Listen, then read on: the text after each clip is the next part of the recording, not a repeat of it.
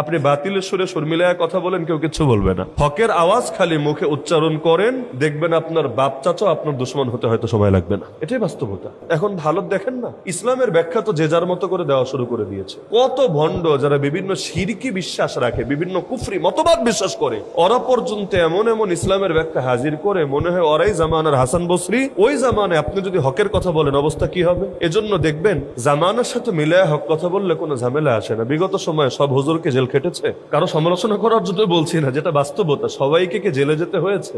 হয় নাই। কোন যুগেই সবাইরে জেলে যেতে হয় না, কোন যুগেই সবাইরে মাইর খেতে হয় না। কাদেরকে জেলে যেতে হয়, কাদেরকে মাইর খেতে হয়, কাদেরকে ফাঁসির দড়ি গলায় বরণ করে নিতে হয়? যারা অন্যায়ের বিরুদ্ধে প্রতিবাদ চালায়, যারা অন্ধকারের বিরুদ্ধে আলো হয়ে জ্বলতে চায়, বিভিন্ন বাতিলের স্বার্থে আঘাত চালায় এবং তাদের ভণ্ডামির মুখোশ উন্মোচন করে দিতে চায়। আপনি চুপ থাকেন, খালি মুখটারে সামলায় রাখেন, দেখবেন আপনার কোনো শত্রু থাকবে না।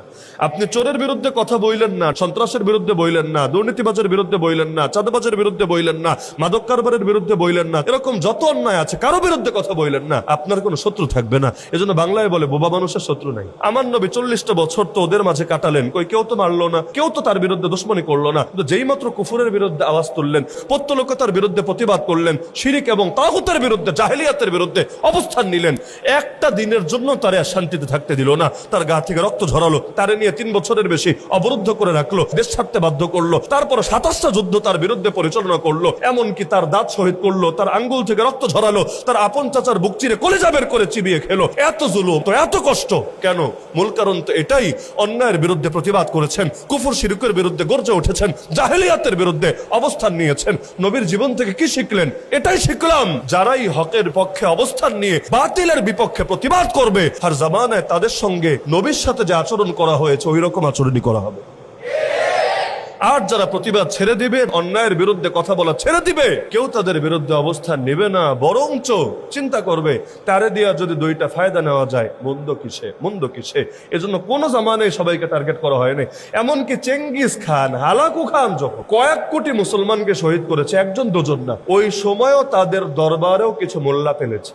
ইতিহাস পড়েন, দেখেন কয়েক কোটি মানুষ মারামারি বুঝেন কি হারে গণহত্যা করেছে, কি হারে। কিন্তু এত করার পর কয়েকজনকে পাশে পাশে পেলেছে। এমনকি এই যে একটা ধর্মই বানায় ফেললো সম্রাট আকবর, ধর্ম একটা বানাতেও তো জ্ঞান লাগে, পারলো কিভাবে? ও পেরেছে, ওর দরবারে 2টা ভণ্ড মৌলবী ছিল বলে, আবুল ফয়েজ আর ফয়েজি।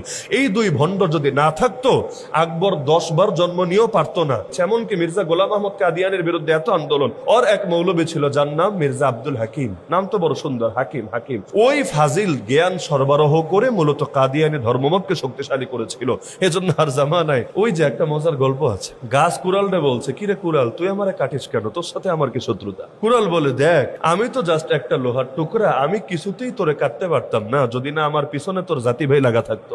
হয়তো হালকা আঘাত পড়তো, কিন্তু তোরে আমি কাইটা পুরো আলাদা করতে পারতাম না। যদিও রূপকথার গল্প, কিন্তু এটাই হলো তিক্ত বাস্তবতা। এজন্য জালেমরা কাটা দিয়ে কাটা তুলতে চায়, আর নিজেদের অজান্তে অনেকে তাদের ফাঁদে পা দিয়ে বসে। যদিও পরিণতি কারোর জন্য ভালো হয় না। মির্জাফরের পরিণতি ভালো হয়েছিল, ইবনে আলকামির পরিণতি ভালো হয়েছিল। বলবেন ইবনে আলকামি আবার কেডা? ইবনে আলকামি হলো হালাকু খান যারে হাত করে আব্বাসী খেলাফতের পতন ঘটিয়েছিল। ও ছিল আব্বাসী খেলাফতের মন্ত্রী, কিন্তু মন্ত্রী হয়ে ওদের সাথে হাত মিলিয়ে সে ভেবেছে যে আগামীতে সেই খলিফা হবে, তার নেতৃত্বে সব আসবে। কিন্তু খলিফাগিরি আর তার কপালে জোটে নাই। তারে দিয়ে যখন খলিফারই হত্যা করাতে পেরেছে, এবার এই বোঝারে রাইখা কি লাভ? আর যারা গাদ্দার তারা তো গাদ্দারি, আজকে করলো একজনের সাথে, কালকে ওর সাথে করবে নাকি গ্যারান্টি আছে? ব্যাস, ওরেও ধ্বংস করে দিয়েছে।